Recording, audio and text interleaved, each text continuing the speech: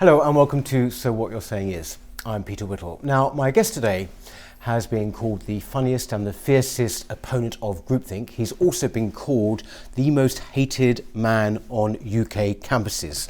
Brendan O'Neill is the editor of Spiked Online, but he's also written for The Sun, for The Australian, for The Spectator and many others. And he's known to maybe a wider audience by his many TV appearances, particularly on Sky Press Preview. And his writing has been put into two books, two collections of essays, one called The Duty to Offend and the other one called Anti-Woke. Welcome very much, Brendan. It's great to see you. I want to start by anti-woke. What actually, where did woke originate originally? The actual word originate? That's a good question. It's been around for a long time, and it has had different meanings, I think. But at the moment, I think what it means is a woke person is someone who has all the correct opinions on identity politics, left-wing issues or supposedly left-wing issues. It's someone who, in my mind, is identitarian, quite censorious. They always want to crush people who are offensive or who say the wrong things or who are insufficiently PC. It's a woke person is kind of, in my mind, a pretty censorious, authoritarian culture. A puritanical culture warrior who cannot abide the fact that there are people in the world who disagree with him or her. Yeah. So, interesting things about this, because it's like a sort of like the second phase, is it not, of political correctness? Yes, it is. It is the second phase, and might be, well, who knows? I lose track of phases. It could be 3 or 4 or 5. But yes, it follows on from political correctness, and in my mind, it's a more vicious form of political correctness because, you know, political correctness has been around for a long time. It's this expectation that everyone must speak in the right way, behave in the right way. But what wokeness does is take that to the next level. And the thing I find most obnoxious about wokeness is that, and I say this as someone who traditionally comes from a left-wing perspective and a left-wing background, is the way in which it kind of encourages you, in fact it demands that you think racially all the time. It really rehabilitates racial thinking. So everyone must always go through life thinking that's a black person, that's a white person, that's a black trans person. You must always categorize people according to their inherited traits or their sexuality or their biology or whatever else it might be, which that's the thing about wokeness I dislike most of all, which is it utterly betrays the struggles, the more progressive struggles of the 50s and 60s and 70s, which were all aimed at saying, look, what we have in common is more important than what divides us. And then you have wokeness coming in, this kind of new generation who think they're carrying on the battles of the past, but in my mind, they're actually undermining the battles of the past by reinventing the racial imagination and the censorious imagination and the demand that we treat everyone differently rather than the same. It is basically regressive, isn't it? I mean, it's like, it's keeping people in prisons, isn't it, in a way? Yes, it is. It's entirely regressive. I think it forces people back into the kind of biological boxes that they spent so long escaping from. And, you know, you see it in the way in which people stand up in meetings and discussions and they will say, as a white woman or as a black woman or as a gay man or as a trans person. They're always announcing their identity before they say their point, because in the woke era, your identity is more important than what you think. Your identity is more important than your character. Your colour is more important than your character. Now that obviously runs entirely counter to someone like Martin Luther King, who dreamt of a world in which character would be more important than colour. So I find these kind of declarations of identity incredibly interesting and very worrying, because what they're effectively saying is how I was born, how I look, my racial or sexual makeup is the most important thing about me. And I don't think woke people realise how regressive that is, because every single positive campaign of the past 100 years, I would say, has in some way been devoted to saying, let's look at the humanist sense of what we share in common, rather than obsessing over our differences. Exactly. Interesting thing about the woke thing, though, a bit like PC, was once said about PC is that everyone laughs at it and says, "Oh God, political correctness," but they all abide by it. Yes. And I this is my fear as well about the whole woke thing, is that somehow or other, even though people sort of feel uneasy about it and all the rest of it, it's like it seems to have such a strange power over people that they actually don't want to put a foot wrong, wouldn't you say? I think that's a really good point, and that's a really important point about wokeness and about political correctness before it. There's all this obsession over political correctness gone mad, which is not a phrase I've ever used, as it happens, and it is a bit of a Daily Mail phrase. But what that kind of phraseology allowed was it allowed people to think that there was this extreme thing called political correctness, which was kind of out there on the loony left and so on. And in real society, things were still pretty normal. But in fact, what was happening is that throughout that whole period, politically correct thinking was being mainstreamed more and more. And people obsessed over the crazy examples like children being forbidden from singing Bar Bar Black Sheep or Christmas being renamed or whatever else it might be. These kind of extreme examples, people obsessed over those while losing sight of the fact that the fundamentals of political correctness, which is that there is a correct way to speak. If you don't speak in the correct way, you will be punished. There's a correct way to think. Race is the most important thing in society, and you must think racially all the time. All those kind of central features of political correctness through that period were becoming mainstream. And what you've ended up now, most woke people tend to be relatively young. You end up with a new generation who have been completely socialized and educated in the PC way of thinking. And so when I speak on campuses or when I speak to young audiences, I'm always really shocked and depressed by how authoritarian they are, how entitled they seem, and they have this sense that they are absolutely right about everything, and anyone who disagrees with them must be silenced. They have this incredibly strange intolerance of the existence of alternative points of view, and they don't realise quite how unusual that is in human history. Didn't you, there was a piece you wrote in the Spectator some time ago now, but I think it was the Stepford students, yes. Is that right? The Stepford students. Stepford being an allusion, of course, to the movie. Yeah. So these are the people you're talking about, basically. Yeah, Stepford students. So it's this new generation, and the first thing, the most important thing to say is that this is not all young people. No. By any stretch of the imagination. I actually think there's an incredibly interesting class divide. So if you go to the red brick universities, the newish universities, which tend to have a predominantly working class student base, they don't have the same problems of censorship or the same problems of Stepford students as Oxford and Cambridge and Durham and some of these kind of older universities do.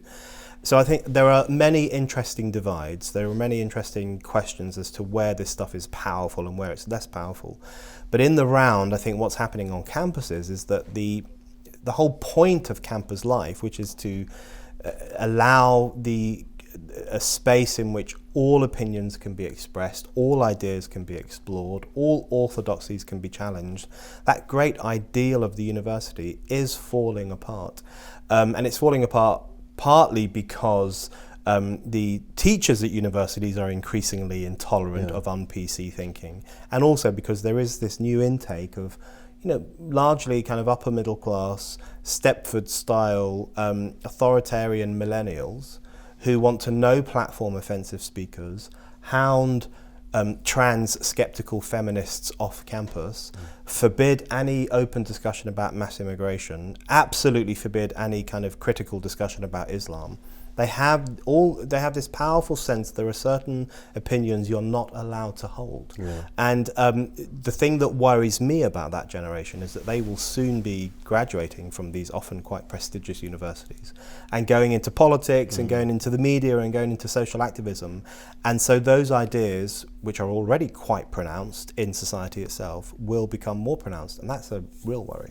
You have been no platformed, have you not, at university? What was that about? That was at Oxford in 2014. I was due to speak at Christchurch College with Timothy Stanley, and it was on the question of abortion. And it was a debate, and Timothy Stanley was going to put the pro-life case, and I was going to put the pro-choice case, and it was advertised as it was going to be a very serious moral discussion between two people who have very different views on the issue of abortion. But feminists at Christ Church and throughout Oxford University decided that it's unacceptable for men to talk about the issue of abortion. And so they refer to us as people without uteruses. No. That's how they refer to us in the things that they wrote. How dare these people without uteruses come to our campus? And they said that our presence on their campus would make them feel unsafe. And then Christ Church management kowtowed to their demands and banned the discussion. And I thought that was a really good example, firstly, of the divisiveness of identity politics. So the idea that you can only speak about an issue if you directly experience it, or if you are the right sex, or if you are the right race. So that very kind of compartmentalizing dynamic that is unleashed by identity politics. That was the first problem. And the second was just the sheer censoriousness, the willingness of students and university authorities to shut down discussions that they thought would make them unsafe, to use their language. So the Oxford no platforming, I thought, was a good snapshot of how difficult it can be to have serious moral discussions, important discussions, I would say, on campuses these days. The one place you would expect it to be very feasible and perfectly desirable to have those kind of discussions. I mean, the idea that you can't talk about abortion because you're a bloke and all the rest of it is, obviously absurd and completely and utterly regressive. Yeah. No question about it. But we had Lionel Shriver on a while ago, and she was talking about publishing and the way publishers are going now. And there's this phrase called stay in your lane. Yeah. And this is going through, for example, the arts and culture. Yeah. I mean, this is really worrying stuff, isn't it, Brandon? I mean, you're talking about basically culture as we have known it, more or less, actually kind of disappearing. If you can't speak it except for in terms of very stringent, very, very particular terms, how can you ever write about anything? How can you ever paint anything, whatever? Absolutely, it's the end of literature. It's the end of art. If you can only speak to and depict and talk about your own experience, that's the end of literature as we have known it. Yeah. The very noble enterprise of literature and acting and playwriting and art and all these other pursuits, the noble enterprise was the sense that it was the sense of human empathy, that you could empathize with people, you could tell their stories, you could feel their stories, you could inhabit them and present them to the world. That was the idea. It was a very humanist endeavor in many ways. What you have now is this kind of woke backlash against that idea, and this notion that novelists should only write about their own narrow experiences. If you're a white woman, in the case of Lionel Shriver, who's made some excellent arguments on this problem, then you should write about white womanhood. If you're a white man, you should never try to create a black character. You have no right to do that. Utterly, utterly regressive. And the notion of cultural appropriation, which is one of the worst aspects of woke culture, is this what it essentially is a demand for cultural purity. So white people should stick with white culture, whatever that is. Black people should stick with black culture. Gay people should stick with gay culture. Straight people should stick with straight culture. And what you realize is that what presents itself as a progressive, liberal, left-wing idea is actually incredibly regressive and more indicative of the kind of far right, or the old far right. Exactly. The notions of racial purity, cultural purity. A white person could never possibly understand a black person, or a Gentile could never possibly understand a Jew. That is an incredibly destructive, divisive, highly racialized view of the world. And that's one. So what woke culture has done to art, I think, is a very good insight into what it intends to do to society more broadly, which is this kind of compartmentalization of people according to race, according to sex, according to narrow personal experience, rather than the traditional, more positive approach of saying, look, we're human beings, let's understand each other. This is so an entirely Western thing, isn't it? Yes, I think so. I think it to the extent that it expresses itself in other parts of the world, it would be, I think, it would be more explicitly traditionalist. Yeah. So, for example, in parts of the Middle East, it's undoubtedly the case that women are told that there are certain things they can do and certain things they can't do. Men and women are seen as being very different, and never the twain shall meet apart from for narrow purposes. So to the extent that there is that kind of racialization, sexualization, that kind of separation of groups according to their inherited traits, I think in other parts of the world it would express itself in a more religious form, or a more traditionalist form, or a more an explicitly more conservative form. Whereas what we have in the West is this very intense, this is what's unique about it to the West, it's this incredibly intense, pseudo-progressive, quite new, historically speaking, campaign to undermine all the gains that have been made over the past 30 or 40 or 50 years in relation to racial equality and sexual equality and gender equality. It really kind of shoots down all of that by saying, well, actually, we're not as similar as we thought, and maybe we should all creep back into those kind of little boxes that we used to be in the past.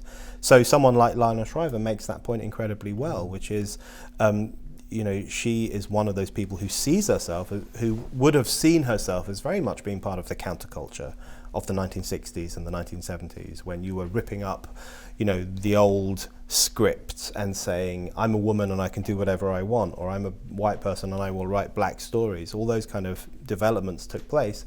So someone like her would see the current woke culture as actually an attack on the counterculture. So I think what we're witnessing is political correctness presents itself as an extension or a continuation of the struggles of the 50s and 60s, whereas in my mind it is the complete opposite of that. Yeah, exactly. Also, another part of this you've already alluded to as well is that amongst the people who would call themselves woke, and you mentioned them as being, say, like middle to upper middle class and what have you, or many of them anyway, there is also a good old-fashioned social condescension, isn't there? Oh, yes. I mean, in class terms almost. Yes. That's a key aspect of it. I've often thought that identity politics is essentially a way for upper middle class or middle class people to look down upon the masses, but in a way that seems more politically correct than it would have done in the past. One of the key aspects of identity politics is it allows people who have had a very comfortable life and a very nice life to play the victim. So if you look at, for example, the Rhodes scholars at Oxford, who go around saying that these statues of Cecil Rhodes are deeply offensive and cause them to feel the wounds of history and all this other nonsense that they talk about. And you think to yourself, hold on, you are in one of the most prestigious universities in the world. There are millions of people who would, sell their grandmothers to be in that position. But who never will be, because they haven't had the opportunities that you guys have had, and yet you're playing the victim. So it allows them to assume this sense of victimhood as a way, in essence, of lecturing the masses of society, who they see as unenlightened and racially unenlightened and sexually unenlightened and stupid and feckless and hoodwinked by the Daily Mail and hoodwinked by Nigel Farage. They really do look upon those people with utter contempt, and I've heard them expressing that contempt. I have actually heard it when I've had debates with some of these people, and they will openly say things like, people don't understand politics, they didn't know what they were voting for in the EU referendum, they are easily brainwashed, they're easily led, they're gullible, they're fickle. All those kind of old, almost neo-Victorian arguments about the idiotic throng in society. The kind of thing that John Carey wrote about very well in his book The Intellectuals and the Masses, which was about the kind of literary set in particular in the late... Well, if you go back to the Bloomsbury Group and people like Virginia Woolf, the horror of the crowd. That's right. She sees these crowds going, I think it's to George V's coronation or something, and she sort of says, oh, these appalling, ugly masses of people and all the rest of it. This is very, very strong, isn't it? Yes, and that's coming back. I mean, maybe it didn't ever go away fully, but it's now coming back explicitly. And I hear echoes of that kind of Virginia Woolf style contempt, or and there were other writers too, of course. I hear echoes of that now in a lot of the kind of woke discussion. Yes. And this sense that there is this swathe of people out there who are not very well educated, not really in tune with the right way of thinking, too right-wing, too anti-EU, too much enamoured with the tabloid newspapers, all these things. And I hear exactly the same kind of snobbery that existed in the early 20th century, which of course there was a lot of anti-tabloid sentiment in the early 20th century. A lot of these people were very worried about the rise of mass education, mass publishing, mass tourism, all those things which really started to emerge in the early 20th century.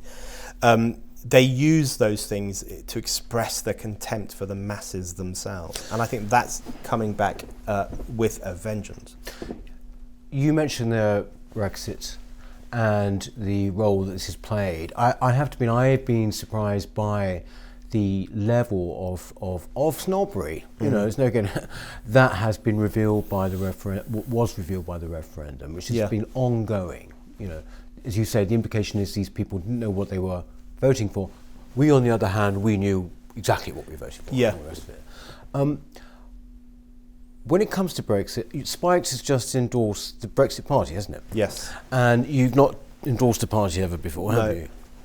Yes, so this is the first time we've ever endorsed a political party. We've endorsed the Brexit Party in the Euro elections, which are happening soon, and we hope they do incredibly well because it will be another statement of people's intent to leave the European Union.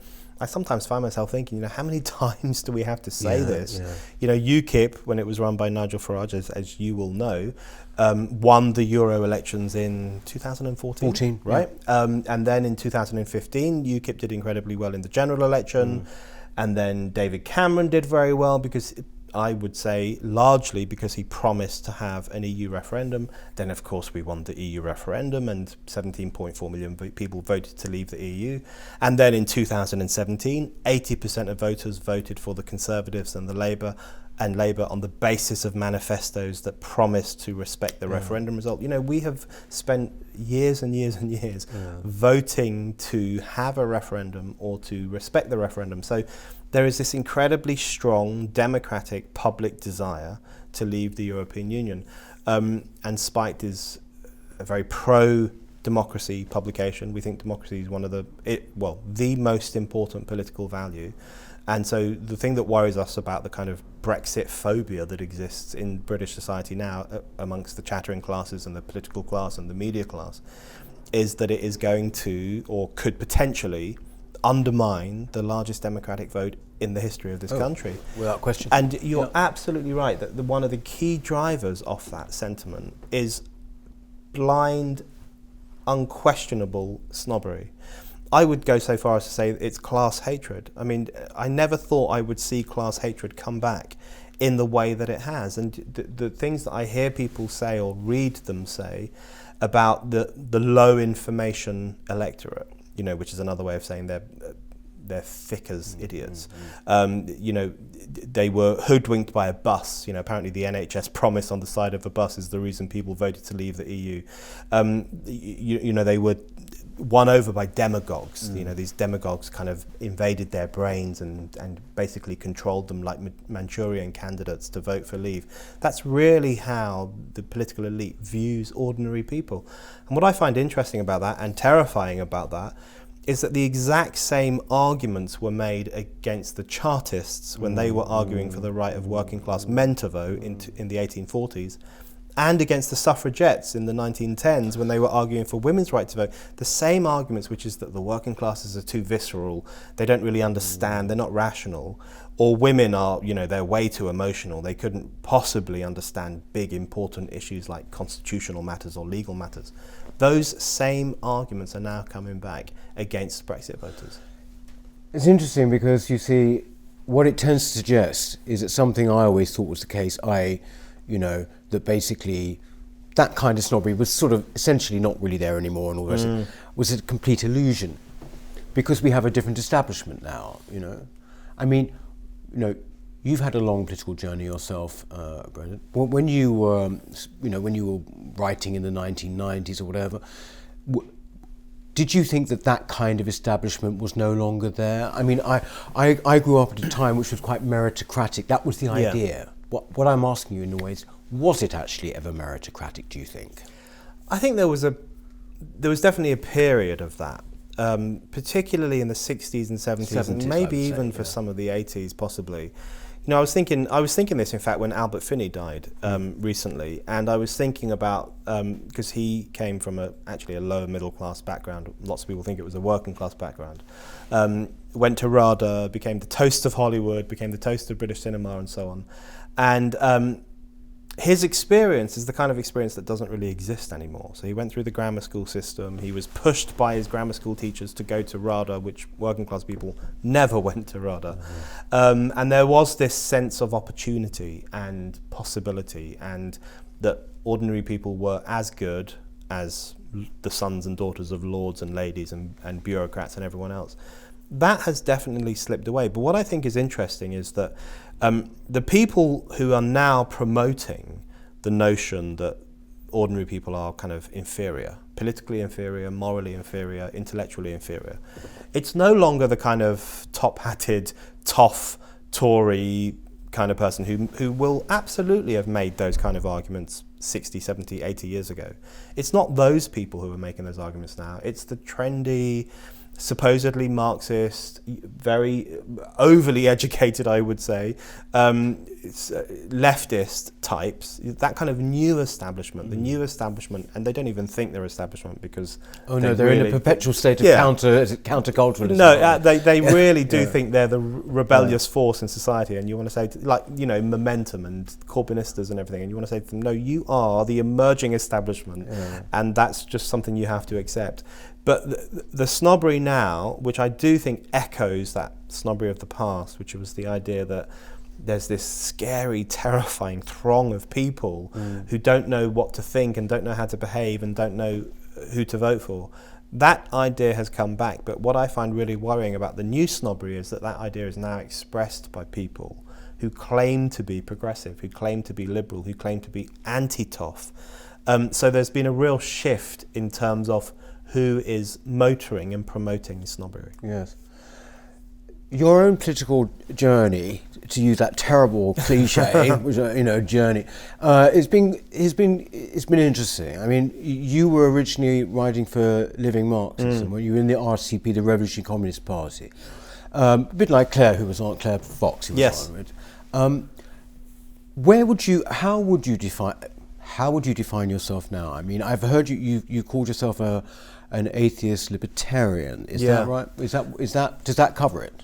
I'm an atheist. That's a fact of life. Although I do think I'm not a new atheist. I'm not one of those people who goes around all the time saying, I'm an atheist. I think it's the least interesting thing about someone, because all it tells you is what they don't believe in. Yes, exactly. I want to know what you do believe in. So those people who go around saying, oh, I'm an atheist, it's like people who go around saying, I'm a vegan. Yeah. You're like, okay, give it a rest. But they'll always tell you. They'll always tell you. The first thing they'll say. Yes, yeah. So I'm an atheist. I'm a libertarian in the sense that I believe very strongly in liberty, particularly freedom of speech and individual liberty. And I'm pretty much off the mind that people should be allowed to say and do whatever they want so long as they don't hurt anyone else.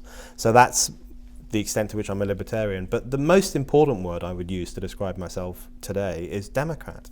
I think democracy is an incredibly threatened political ideal. And I'm a Democrat not because I think people always get it right. People often elect governments and I'm thinking, why the hell did you elect that government?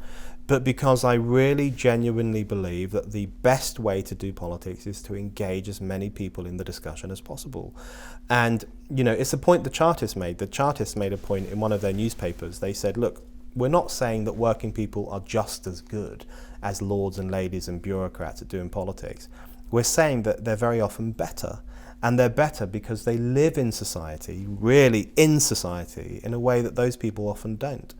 And that's an argument that often gets lost these days. And the point I want to make in relation to Brexit and other democratic issues is that, the former factory workers in Stoke or the girls in Essex or the coal miners in Wales who voted for Brexit, perhaps they understand what Britain needs better than the people who live in the Westminster bubble and never leave it. And that's the argument we've got to push now, I think. So Brenda, you were born in London, like me. What about your family? Are they Brexiteers too? Yes, or pretty much. Not all of them, but most of them are. I was born in London. My parents are from Ireland, the west of Ireland. They came here in 1970, and for work, to find work and to have a family and everything else. They had a large family, as Irish Catholics tended to do. So there are 6 of us, 6 siblings, and of where those, are you in the? I'm in the middle. Right, okay. 2 older, 3 younger. And of those 6 siblings, 5 are pro-Brexit and 1 is anti-Brexit. Right. But we're very sympathetic to him. We don't treat him badly or anything like that.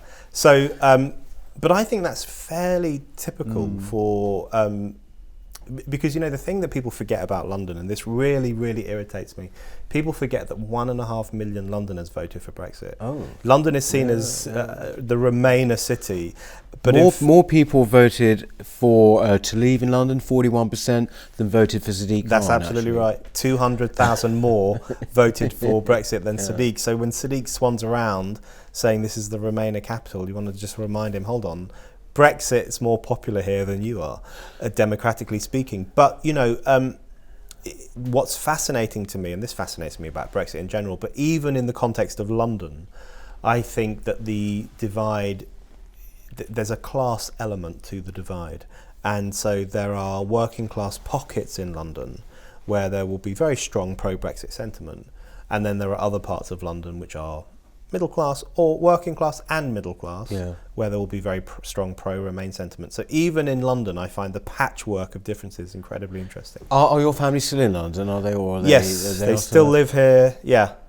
Well, I mean, when I was growing up, we as a family used to talk a hell of a lot about the news and stuff. I mean, were they politically interested, your family? They were, yeah. We talked about the news, we watched the news, we read the newspapers. You know, the news was seen as something you ought to be interested in. You really should have a stake in what's going on. You should have a sense of what's going on. And it was seen as something that it was, you know, you couldn't just go through life without understanding your surroundings. I think some of that might be lost these days. Or certainly I think people have a more confused and difficult and strange relationship with the news now, partly because of the rise of the internet and social media and the fact that you have to kind of almost make your own news or find your own news. So I think it's more difficult. But back then, there was a very strong sense that you had to buy a newspaper every single day. You should read it, you should talk about it, you should watch the news at 9 o'clock, which is when you found out what had happened. There was no other way of finding out what had happened in the day. So I think, like most families, there was this sense that you had to keep in touch with the world beyond your own house. Was it? When were you first interested in politics? Now, because I mean, I said you were at the beginning. You're in the Revolutionary Communist Party. Yeah. Were you from the start, or were you political before that? I mean, when did you become interested? So really, in the kind of early to mid 1990s, when in my late teens, I kind of started getting a sense that I was thinking I'm quite left-wing, but none of the left-wing parties were attractive at all, you know, like the SWP and all that. They all struck me as quite bovine, you know, they were not very intellectual. They were almost proud of the fact that they were not very intellectual. They all used to put on these kind of very whiny pseudo working class accents. You know, I call it the Ken Livingstone accent. This kind of attempt to ape what they think is the way ordinary people speak, and that used to always really put me off. So I looked at radical left-wing parties and thought none of them are for me. But then the Revolutionary Communist Party, which I eventually joined, and then it disbanded a year later, so I was in it for an incredibly short period of time. Just looked like a more attractive proposition. It was very smart, it was very intellectual. It had, as you say, it had people like Claire Fox. It also had Mick Hume, who was the editor of Spiked before me. You know, these were very smart people, very engaged people. And Frank Furedi was So so it was very different to the other parties. It was much more switched on. The people looked, that they dressed better than the other parties, which seems quite important. They were more engaged in ideas. They were more willing to talk about the world as it was, rather than this kind of fantasy version that some on the left have. So that party looked to me to be more interesting. I think even when I was in it, I was aware of the fact that this was the end of an era. You know, communism, Marxism, I mean, those things, in my mind, this is my own personal view, they're dead and gone, right? That was a very interesting experiment. It was a very interesting moment in political history. It won a lot of allegiance from a lot of people, but I do think those things are history. And what I'm interested in now is not so much left versus right or Marxism versus capitalism and those kind of old arguments. I'm much more interested in where the new divides are emerging, where the new politics is coming from. And I think some really important political divides are emerging right now. And those are the ones I think it's worth thinking about. It's very interesting you say, actually, that, you say those ideas are dead and gone, because for quite a long time, what Claire might say, what you might say, people who have been in the Revolutionary Communist Party, there's been a real kind of sense of similarity with people on the right. They say, we very much agree about, free speech, we very much agree about the risk aversion culture, all of these things, but they were always cultural aspects. So I often wondered where, therefore, people who were formerly of the RCP stood economically now. There's one area. Do you actually think, therefore, that capitalism is not going to, deconstruct because of its own internal contradictions? Do you not believe that anymore? Well, my issue with capitalism at the moment, and I wrote about this in The Spectator a few years ago, I wrote a piece and I think the headline was something like, "Help, I'm a Marxist who stands up for capitalism," because my issue with capitalism at the moment is its lack of daring, its lack of ambition. And so the problem of risk aversion is a very serious problem.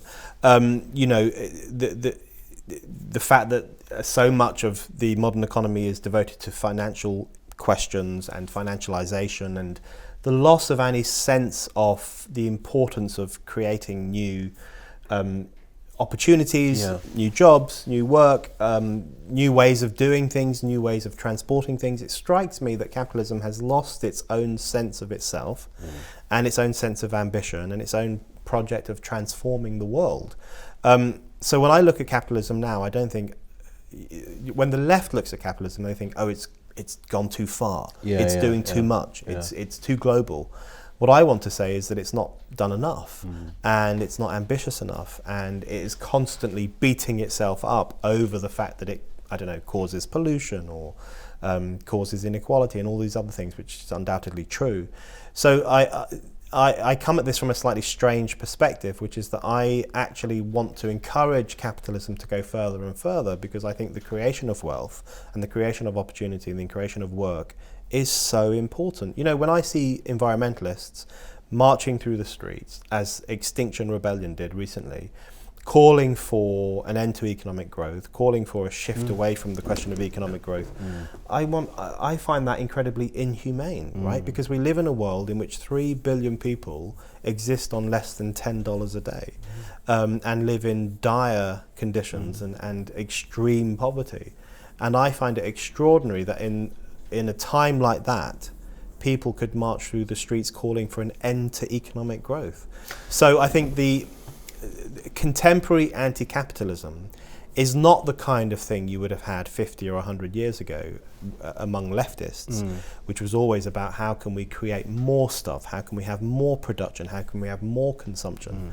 The problem with contemporary anti-capitalism is about how can we have less production, how can we have less consumption. It's about reining in, and I find that really worrying. What's quite interesting about the way that capitalism is behaving now, or at least on the surface, surely, is that it's adopted, to go back to our first subject, the whole woke agenda, has it not? Yes. This is the extraordinary thing. This is not a public sector thing anymore, is it? Yeah. Capitalism is incredibly woke. It's very PC. It's very green as well. But is it entirely cynical, do you think, or is it pure sort of shop window dressing? If you look at all the sort of boxes you have to tick in the public sector, your average human resources department now in any corporation will be exactly the same. I think there's an element of window dressing, but I think the scary thing, which is the thing that is far more difficult to grapple with, is that I think a lot of them really mean it. They really have bought into the woke agenda and the green agenda and the kind of PC agenda. And I think it's an expression of capitalism's loss of drive. And they disguise, if you like, that loss of drive by adopting all these new ideas and phrases and terms to make it look like they're being progressive and nice, caring capitalism, as they call it. But in fact, actually, if you scrape all that stuff away, what you really will find is an economic system which is no longer driven by any sense of ambition or any sense of growth, and is constantly wanting to rein in and be more meek. So I do think their embrace of the woke agenda is partly a way of saying, we're nice guys, don't beat us up so much. But also, more significantly, I think it does speak to the fact that they actually buy into that stuff. This is what I find, anti-capitalism, I think, is now the core ideology of capitalism itself. So when you have anti-capitalists kind of in Europe, outside these kind of at Davos or the G8 meetings or whatever else it might be, screaming about how evil capitalism is, I always think, hold on, the people inside those conferences probably agree with you more than you realize.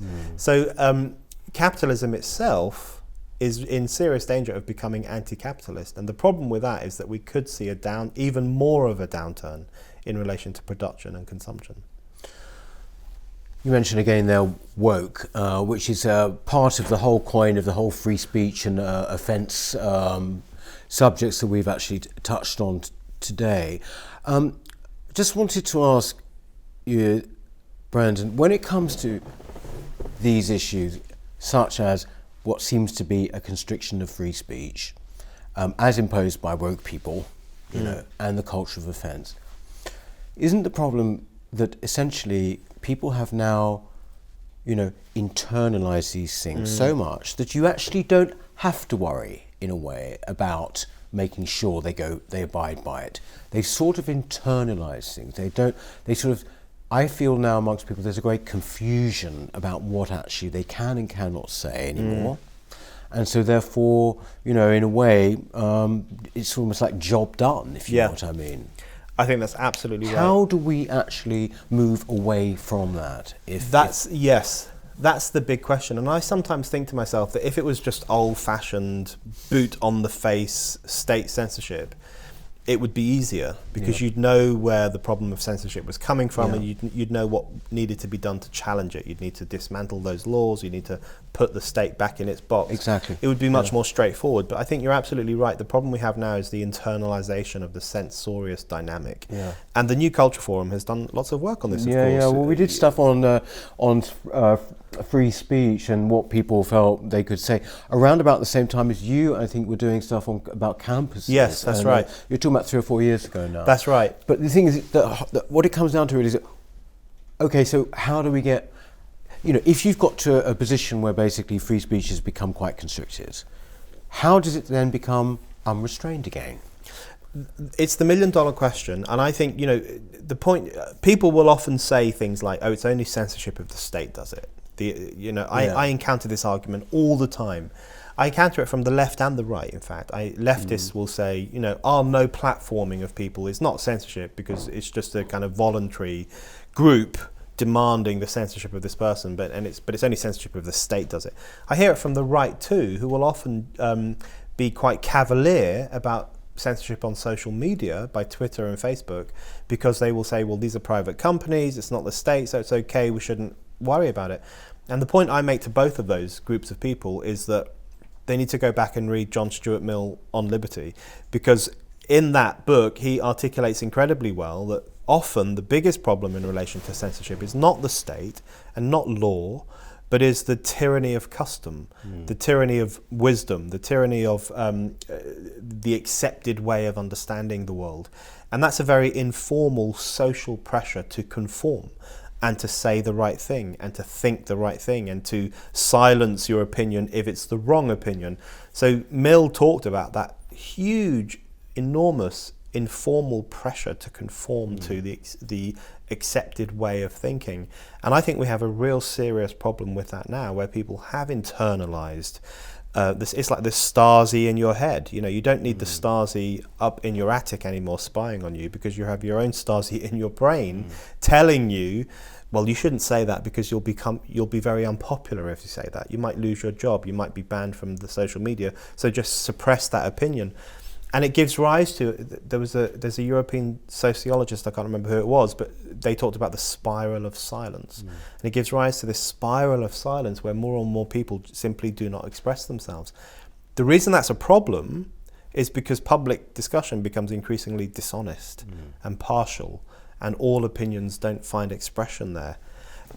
As to how we should challenge it, I really do think the onus should be on encouraging people to be braver, to take risks. And I think people who are already in the public sphere, for good or ill, can lead that by saying the unsayable, by expressing the opinions you're apparently not allowed to express, to really give a bit of a lead to others and say, look, you can say these things. And that's why I think something like Brexit and ensuring that Brexit happens is so important, because that's a way of saying the establishment doesn't want us to have this opinion about the European Union, but we're still going to have it, and we're still going to make sure that it actually happens. And that in itself would be a good signal to people that it's okay to have unfashionable opinions. Brandon, thank you. Keep on expressing yourself, please. Thanks very, very much for coming in. It was great. We could have gone on for a lot longer. Thanks very, very much for watching. Please do subscribe. This little thing will come up shortly, and you can click on it and then subscribe. So see you next time, and thank you very much for watching. Goodbye.